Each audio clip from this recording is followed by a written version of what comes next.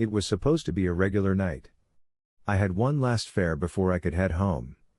The request came in just as I was about to call it a night, an address on the outskirts of town, quiet and isolated. I didn't think much of it. People need rides to strange places sometimes. I pulled up to the pickup location, a dimly lit street with no one in sight. I was about to drive off when I saw him, tall, dressed in dark clothes, standing in the shadows. He stepped toward the car without saying a word, opened the back door, and got in. "Where to?" I asked, trying to keep things light. No answer. He just handed me a slip of paper with an address scribbled on it. It was further out than I expected, deep into the countryside. But it was a fare, so I didn't ask questions. I started driving, the silence in the car thick and uncomfortable. The road ahead grew darker as we left the town behind, the streetlights fading into nothing. The only sound was the hum of the engine and the occasional rustling of trees in the wind. I glanced at the rearview mirror. The man hadn't moved, his face barely visible in the dim light from the dashboard. He didn't speak, didn't fidget, just sat there, staring straight ahead. "So, how far out is this place?" I asked, more to break the silence than anything else. No response. I shrugged it off and kept driving, but something was nagging at me. I pulled up the GPS on my phone and punched in the address he'd given me. The app couldn't find it. The route was blank. That's when I noticed something strange. The road we were on wasn't showing up on the map either. I had driven this area before, and yet, it felt like I was lost. I glanced in the mirror again, and for a second, I thought I saw the man smile. I tried to shake off the uneasy feeling creeping up my spine. Maybe the GPS was just acting up. I kept driving, the road growing narrower and more desolate. The houses we passed were sparse and abandoned, their windows dark and broken. That's when I remembered the stories. There had been a series of disappearances recently, all in this area.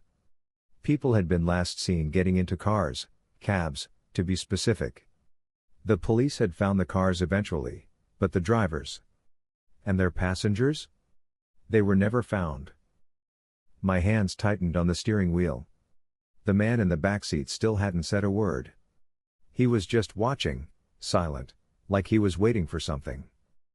I wanted to turn around, to get back to town, but I was too far in now. I had no idea where I was, and something told me I wouldn't be able to find my way back. The silence was suffocating, broken only by the occasional crack of a tree branch outside. I took a deep breath and decided to speak up. "I think we're lost," I said, my voice shaky. "Are you sure this is the right way?" Nothing. No response. I was about to pull over when the man finally moved. He leaned forward, his eyes catching mine in the rearview mirror, and for the first time, he spoke. "Keep driving." His voice was cold, commanding, like there was no room for argument. A chill ran down my spine, but I did as he said. I didn't know why, but I felt like I didn't have a choice. The road ahead curved sharply, leading us into a thick forest. The trees loomed over us, blocking out what little moonlight there was. My headlights barely pierced the darkness. That's when I saw it, something lying in the middle of the road. I slammed on the brakes, the car skidding to a stop. My heart raced as I realized it wasn't something, it was someone. A body, lying still in the road. My pulse was pounding in my ears as I stared at the figure in the road. It wasn't moving. I glanced back at the man in the rearview mirror, but he just sat there, watching.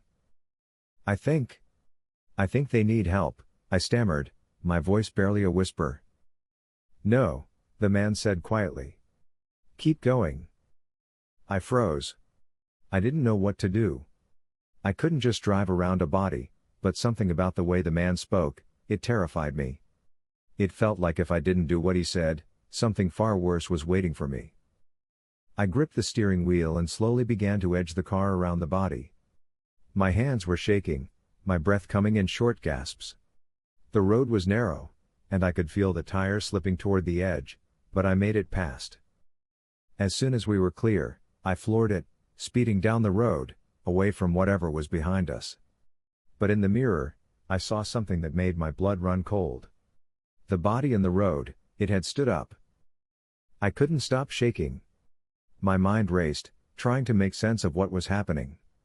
The body had stood up, like it had been waiting for me to pass. But I couldn't stop now. I had to keep driving.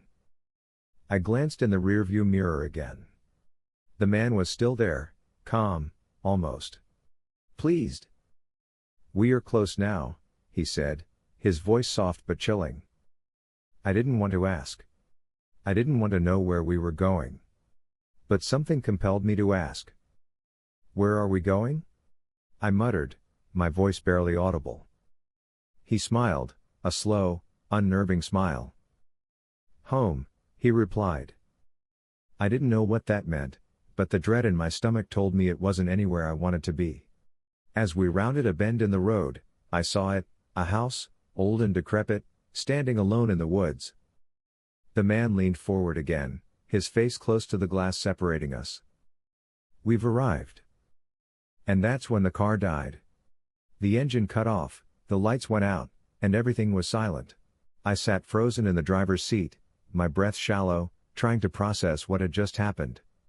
I turned back to look at the man in the rearview mirror. But he was gone. The back seat was empty. Panic surged through me. I reached for the door, but it wouldn't open. Then, in the distance, I heard footsteps, heavy, deliberate, coming from the house. I didn't wait to find out who, or what, it was. I smashed the door open and ran into the night, never looking back.